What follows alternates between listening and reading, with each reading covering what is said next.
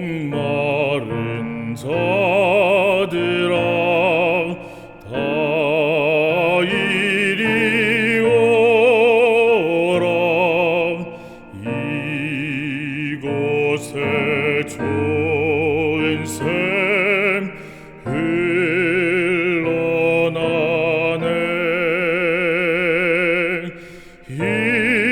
힘쓰고 애씀이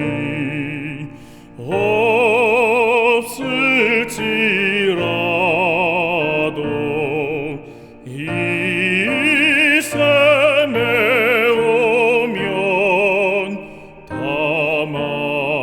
마시겠네. 이 샘에 나는 물 강같이 흘러 온 천하 만국에 다 통하네.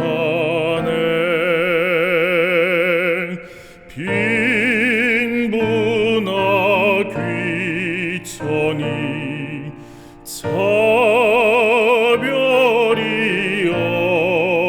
없고 다 와서 먹고 편히 쉬겠네.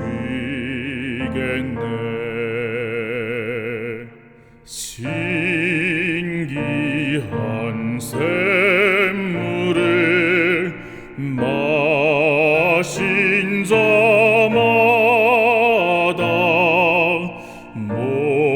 목마름 다시는 또 없겠고 속에서 솟아나 생수가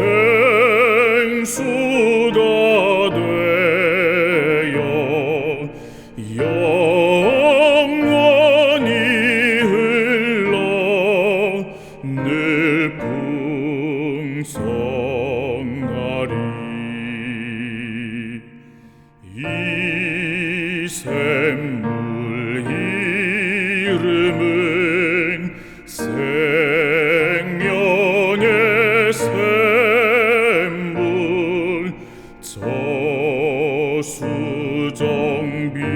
저수정빛같이 늘 맑도다. 어린 양 보좌가 근원이 되어 생명수샘이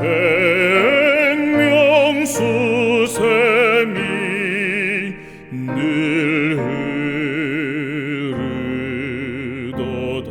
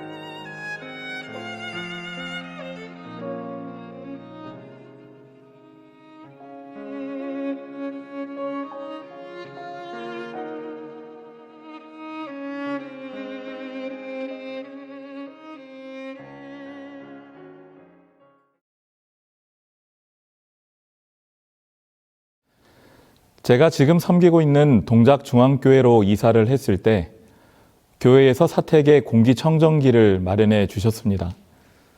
이사 온 지 대략 일주일 정도 만에 배송이 되었는데 제품 포장을 뜯고 설치를 해 놓으니까 참 보기에도 좋고 공기도 금세 맑아지는 그런 느낌이었습니다.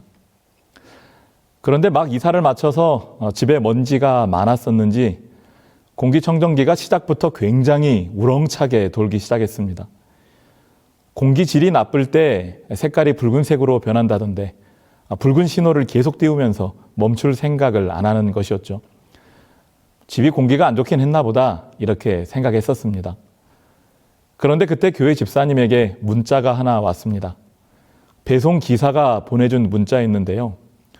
공기청정기 안에 있는 필터를 싸고 있는 비닐을 꼭 제거하고 사용하라는 문자였습니다. 아차 싶어서 공기청정기 내부를 열어봤더니 공기청정기 안에 있는 초록색 필터에 비닐이 칭칭 감겨져 있는 상태로 열심히 공기청정기가 돌아가고 있었습니다. 열심히 작동은 하고 있지만 공기청정 효과는 전혀 없는 그런 상태였던 것이죠. 그런데요, 이런 실수를 저만 하는 게 아니었습니다. 인터넷에 봤더니 저처럼 공기청정기를 잘못 사용했던 사람들이 굉장히 많았습니다. 짧게는 한 달부터 길게는 1년 동안 필터 비닐을 안 벗기고 공기청정기를 사용하다가 저처럼 뒤늦게 이 사실을 알게 된 사람들이 적지 않았던 것이죠. 그런데 참 신기한 것은 그렇게 필터가 제대로 역할을 하지 못하고 있었음에도 제 느낌에는 정말 공기가 달라졌다는 생각이 들었었거든요. 아마 그 문자가 없었다면 꼼짝없이 비닐을 씌운 필터로 공기가 참 맑아졌다라고 생각하면서 살 뻔했던 것입니다. 위약 효과라는 게 있습니다. 실제로는 효과가 없는 약인데 환자가 그 약에 대해서 긍정적인 믿음을 가지고 있다면 놀랍게도 병세가 호전되는 상황을 가리키는 말입니다. 제가 경험한 것처럼 공기청정기가 실제로는 여과작용을 전혀 하지 못하는데도 공기가 맑아진 것처럼 여기는 것도 일종의 위약 효과라 할 수 있겠죠. 실제로 공기의 질은 전과 다르지 않았지만 공기를 맑게 해주는 기계가 제대로 작동하고 있다는 믿음이 있으니까 뭔가 상쾌한 그런 기분이 들었던 것입니다. 하지만 이러한 위약 효과는 그 실체가 드러나는 순간 신기루처럼 사라져버립니다. 내가 믿고 의지했던 것이 사실은 아무것도 아니었다는 사실을 알게 됐을 때 허탈한 감정을 넘어서 심지어는 배신감을 느낄 정도로 그 실체가 주는 충격은 적지 않은 것이죠. 어찌 보면 세상에 존재하는 많은 믿음의 대상들이 남기는 것이 바로 이런 종류의 감정이 아닐까 생각합니다. 내가 믿었던 사람이, 믿었던 힘이, 의지했던 대상이 사실은 기댈 만한 것이 아니었다는 것을 깨닫게 되는 순간들이 우리의 인생에 불쑥불쑥 찾아와 적잖은 상처를 남기기 때문입니다. 하지만 성경은 절대 우리에게 실망을 남기지 않을 단순히 마음에 위안을 주는 존재가 아니라 실제로 우리의 삶에 놀라운 능력으로 함께 하시는 한 분을 우리에게 소개하고 있습니다. 오늘의 말씀은 우리와 함께 하시는 이 놀라운 선물 되시는 한 분에 대한 이야기입니다.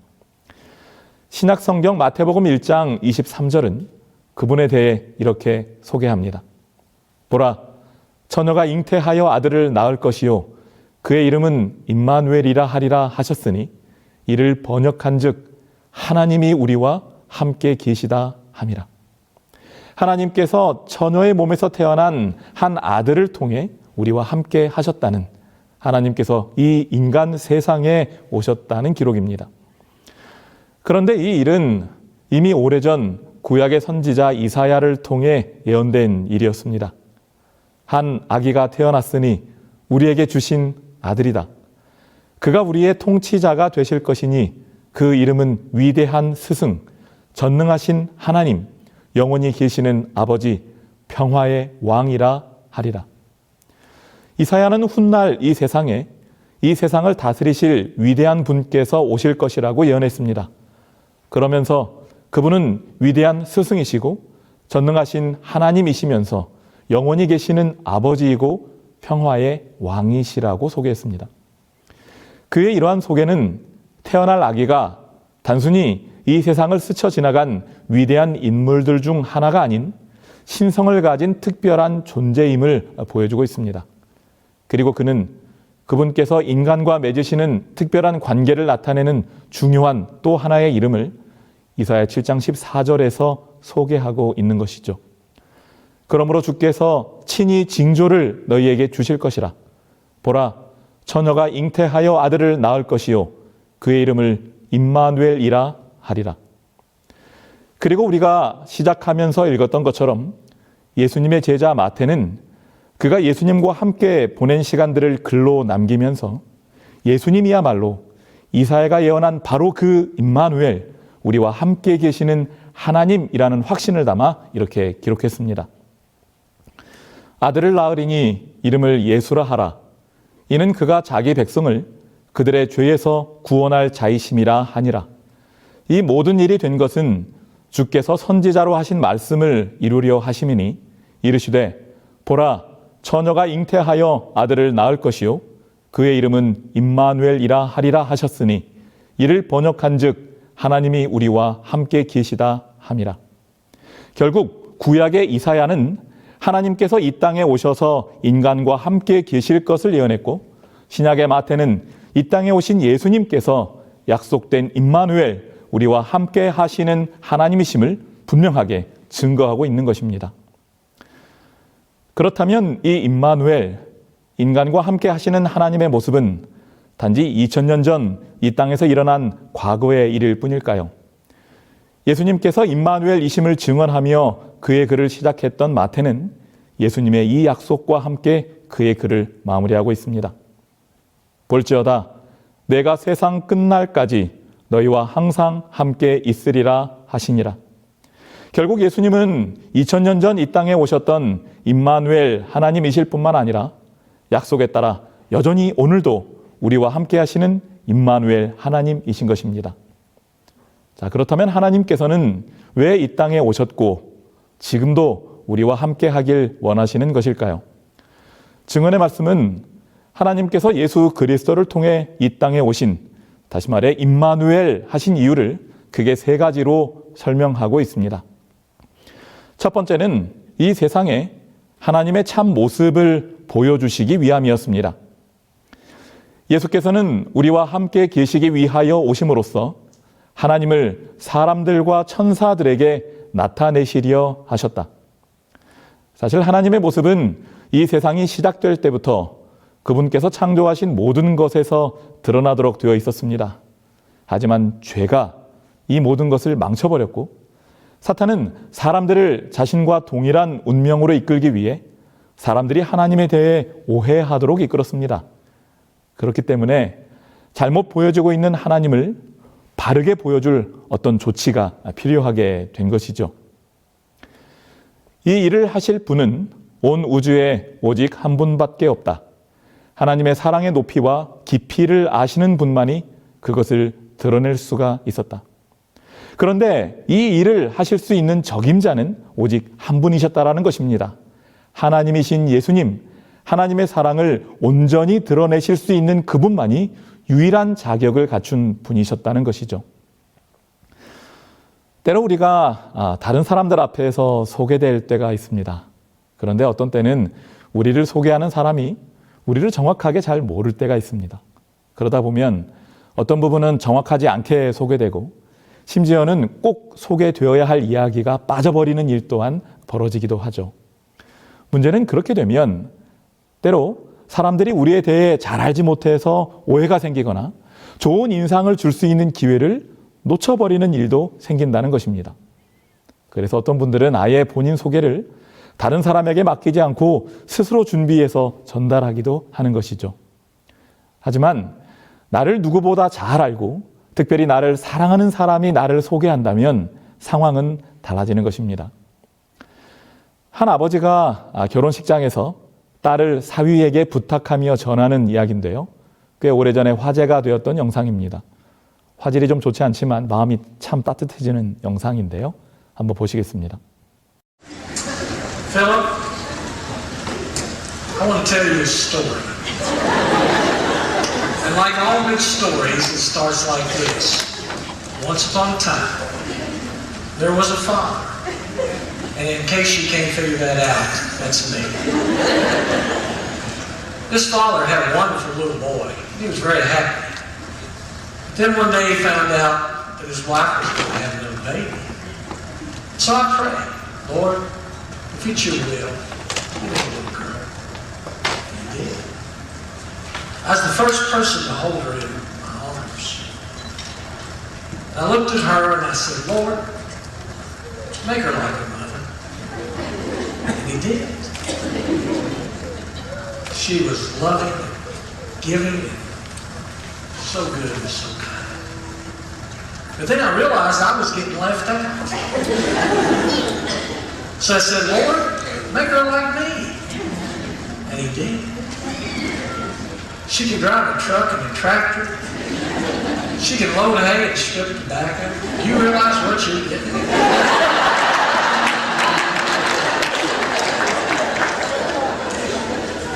But at the same time, she was opinionated, and emotional, and hard-headed.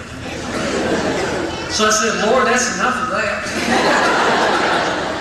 Make her like you. And he did.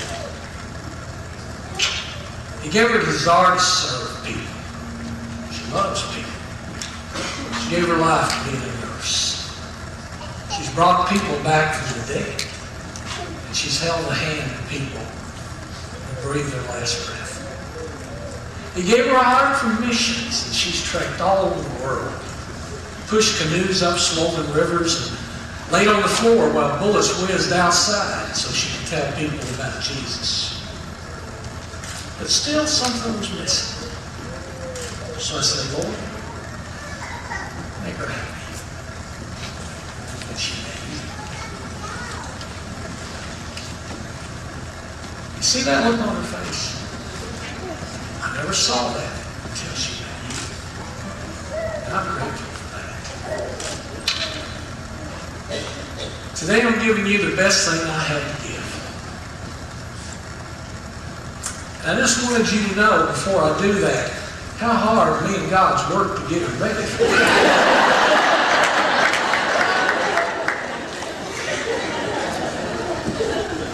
So Philip, as I give her to you, I don't think you'll mind if I give you one little word of advice. Me and God's worked hard. Don't screw it up.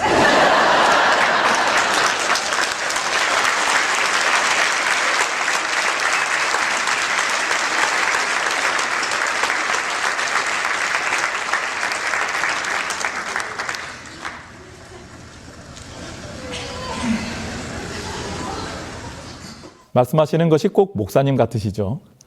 다른 사람은 해줄 수 없는, 누구보다 딸을 잘 알고 누구보다 딸을 사랑하는 사람만이 해줄 수 있는 최고의 소개와 당부였다라는 생각이 듭니다.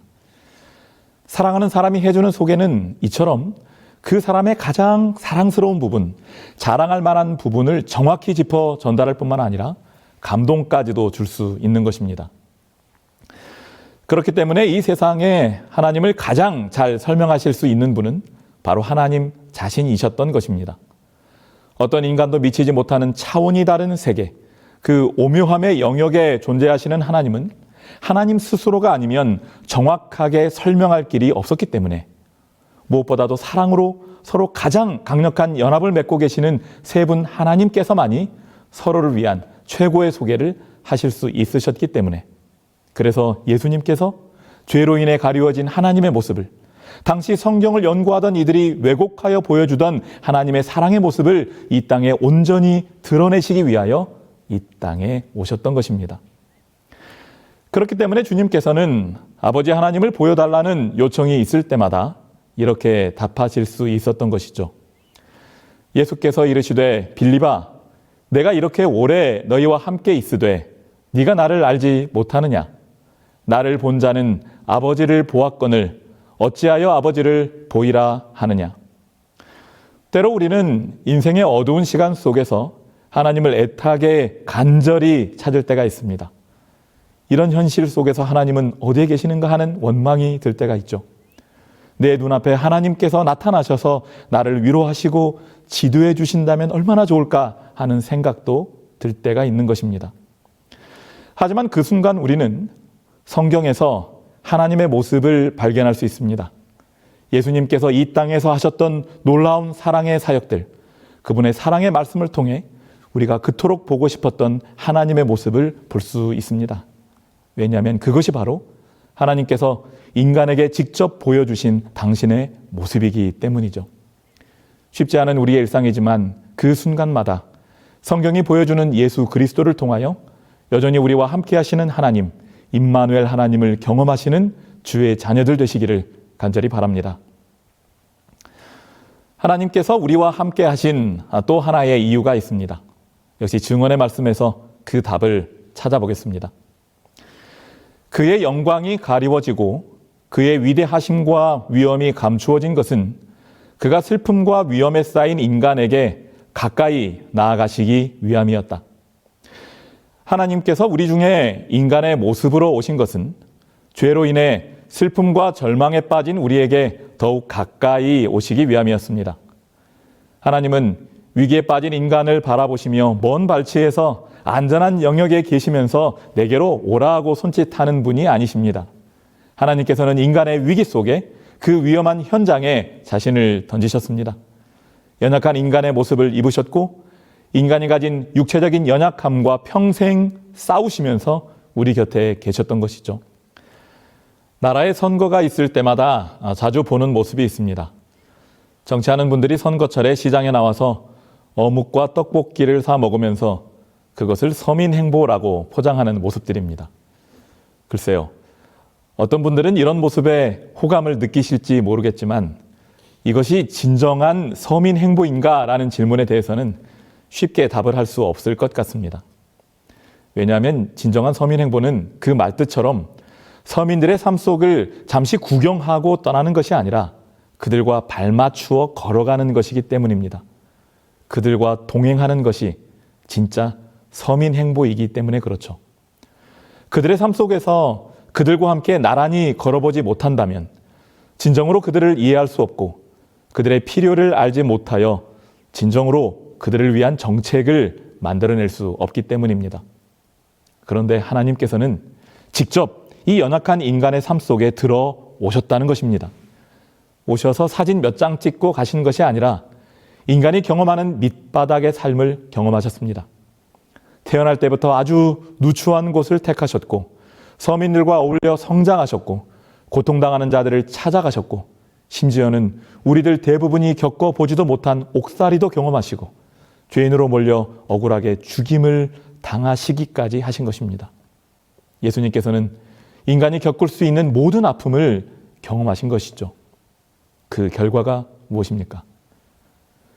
예수께서 우리와 함께 거하시기 위해 이 세상에 오셨으므로 우리는 하나님께서 우리의 괴로움을 잘 아시고 우리의 슬픔을 동정하신다는 것을 안다. 그래서 그분은 우리의 아픔과 슬픔을 아시고 동정하실 수 있는 분이신 것입니다. 내가 겪고 있는 어떤 고통과 수고일지라도 하나님께서 아신다는 것이죠. 때로 우리는 힘들어하는 사람을 향해 내가 당신을 이해한다 라고 말합니다. 하지만 많은 경우에 그것은 우리의 입술의 위로에 그칠 때가 많죠. 왜냐하면 많은 경우 그것들은 내가 겪어보지 않은 일들이고 내가 잘 모르는 것에 대해서 우리는 마음으로 함께 슬퍼하고 아파하기 어렵기 때문에 그렇습니다. 하지만 임마누엘이신 하나님, 예수님께서는 이 모든 것을 겪어서 아시는 분이십니다. 하나님이 우리와 함께 계셨다는 이 사실은 그래서 너무나도 우리에게 큰 위로가 될 수 있는 것입니다. 그래서 사도 바울도 예수님에 대해서 이렇게 소개했던 것이죠. 우리에게 있는 대제사장은 우리의 연약함을 동정하지 못하실 리가 아니요 모든 일에 우리와 똑같이 시험을 받으신 이로되 죄는 없으시니라. 여전히 우리를 이해하시고 사랑으로 동정하시는 우리 주님 임마누엘의 하나님 예수 그리스도께서 계심을 인하여 감사하시고 그 안에서 위로와 희망을 발견하시는 주의 자녀들 되시기를 간절히 바랍니다. 자, 그런데 우리는 방금 읽은 이 본문에서 하나님께서 우리의 곁에 오셔야만 했던 중요한 또 한 가지의 목적을 발견합니다. 히브리서 4장 15절은 이 땅에 오신 예수님께서 모든 일에 우리와 똑같이 시험을 받으셨으나 죄는 없으시다고 말씀하십니다. 왜 이 사실이 중요할까요? 역시 증언의 말씀의 설명을 보겠습니다. 사탄은 우리 인간이 그 율법의 계명들을 순종하는 것이 불가능하다고 선언한다. 예수께서는 이런 기만을 폭로시키실 것이었다. 그는 우리 중 한 사람이 되어 순종의 모본을 주실 것이었다. 사탄은 하나님의 율법은 이기적이고 도저히 인간이 지킬 수 없는 법이기 때문에 인간이 그 법을 어기는 것, 죄짓고 살아가는 건 당연하다고 사람들을 기만하고 있습니다. 하지만 예수님께서는 이 땅에 연약한 인간으로 오셔서 인간이 하나님의 법에 순종하며 살 수 있음을 그의 삶으로 증명하셨다는 것입니다. 하나님이시니까 당연히 쉽게 하나님께 순종하실 수 있었을 것이다 라고 생각하는 사람이 있을지 모르겠습니다. 하지만 증언의 말씀은 그렇지 않다라고 분명하게 이야기합니다. 그는 자유롭게 쓰도록 우리에게 주어지지 않은 능력은 당신 자신을 위하여 조금도 사용하지 않으셨다. 그는 사람으로서 시험을 대하시고 하나님께서 그에게 주신 능력으로서 승리하셨다. 결국 예수님에게 주어져 시험에서 승리할 수 있도록 이끄신 하나님의 능력은 누구나 받을 수 있다는 것입니다. 우리도 분명히 그것을 받을 수 있다는 것이죠. 그렇다면 우리는 어떻게 그 능력을 받을 수 있을까요? 그는 인자로서 우리에게 순종의 모본을 주시고 하나님의 아들로서 순종할 능력을 우리에게 주신다. 다시 말하면 우리는 예수님의 모본을 통하여 우리가 하나님의 법에 순종할 수 있다는 확신을 갖게 되고 예수 그리스도를 의지함으로 그 부어주시는 순종의 능력을 갖게 된다는 것입니다. 그러므로 예수 그리스도는 순종의 모본이시면서 순종의 능력 되심으로 우리는 예수 그리스도 안에서 하나님께 순종할 수 있게 되는 것입니다. 결국 이 땅에 오신 임마누엘이신 예수님 때문에 우리는 다윗이 했던 이러한 고백을 나의 고백으로 삼을 수 있는 것입니다. 나의 하나님이여, 내가 주의 뜻 행하기를 즐기오니 주의 법이 나의 심중에 있나이다 하였나이다.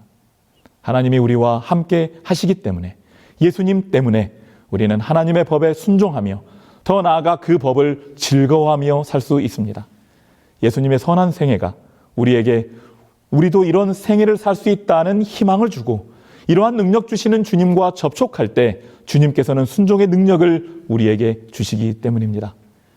우리에게 순종의 모본이 되시며 순종의 능력 되시는 예수님, 임마누엘의 하나님의 계심을 인하여 하나님께 감사와 영광을 돌리시는 주의 자녀들 되시기를 간절히 바랍니다. 사실 어떤 분들에게 오늘 우리가 살펴본 모든 이야기는 지나간 이야기처럼 들릴 수 있습니다. 2000년 전에 이 땅에 계셨던 예수 그리스도께서 과연 오늘을 살아가는 우리들의 삶과 무슨 관련이 있느냐 질문할 수도 있는 것입니다. 하지만 증언의 말씀은 이러한 의문을 가진 사람들을 향해 이렇게 대답하고 있습니다. 하나님과 사람을 영원히 분리시키려는 것이 사탄의 목적이었다. 그러나 그리스도로 말미암아 우리는 결코 타락하지 아니하였던 것보다 더 밀접하게 하나님과 연합된 것이다. 구주께서는 우리 인성을 취하심으로 결단코 끊어지지 않을 줄로 자신을 인간에게 붙들어 매셨다. 그는 영원한 시대를 통하여 우리와 연결되셨다. 예수님께서 이 땅에 오신 것은 단순한 과거의 이야기가 아닙니다. 예수님께서 2000년 전에 인성을 쓰시고 이 땅에 오신 것은 영원히 끊어지지 않을 줄로 인간과 하나님을 연결시켰기 때문에 그렇습니다. 그러므로 임마누엘의 하나님은 오늘도 우리와 함께 계시는 것입니다.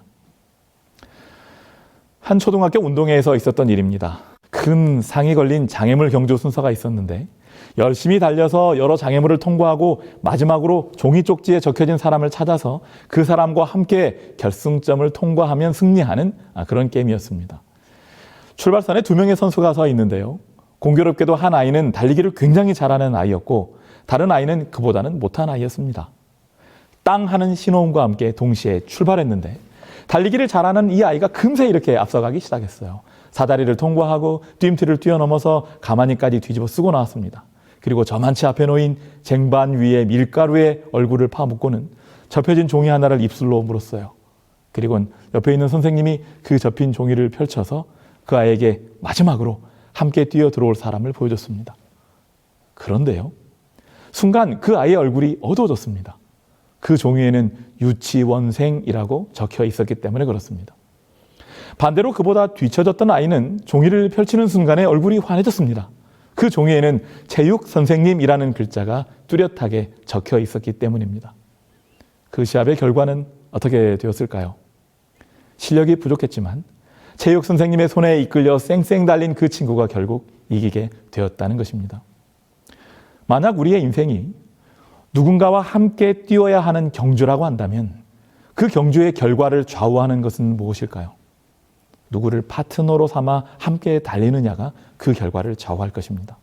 나는 부족하더라도 나보다 훨씬 능력이 뛰어난 누군가가 내 곁에서 나와 함께 달린다면 우리는 승리의 보증수표를 가진 것과 다름없기 때문입니다. 하나님은 우리와 함께 하십니다.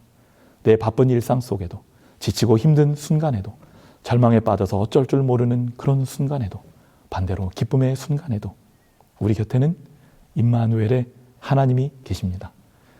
그렇기 때문에 우리는 누구보다 우리를 잘 이해하시고 우리의 삶을 나누기 원하시는 하나님께 언제든 때를 따라 돕는 은혜를 기대하며 나아갈 수 있습니다. 우리 곁에 이 임마누엘의 하나님, 좋으신 예수님이 계심이 오늘 함께 말씀을 나눈 우리 모두에게 기쁨이 되고 살아갈 용기가 될 수 있기를 바라면서 오늘의 말씀을 마치겠습니다.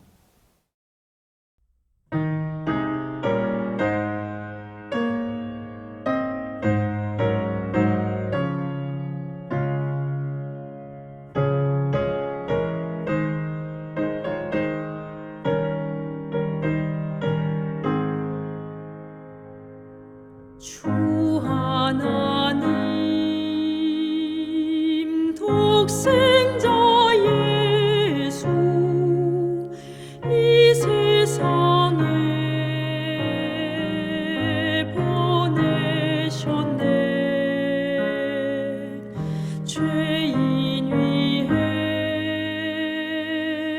돌아가신 주 무덤을 깨뜨리고 살아나셨네.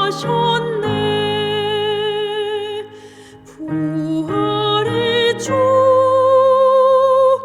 나의 참된 소망 근심 걱정 전혀 없네. 나의 구주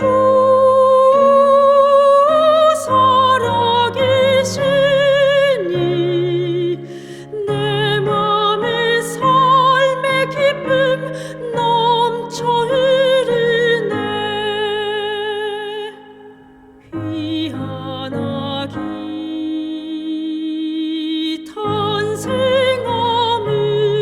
탄생함으로 우리에게 기쁨 되나. 그보다 더 큰 기쁨이 있네. 그 아기 살아계셔 구주 되신 것.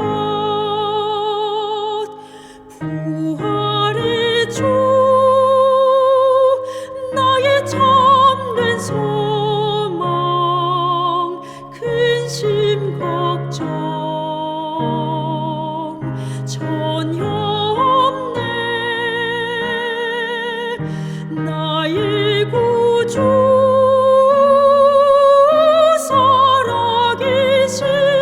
살아계시니 내 맘에 삶의 기쁨 넘쳐 흐르네.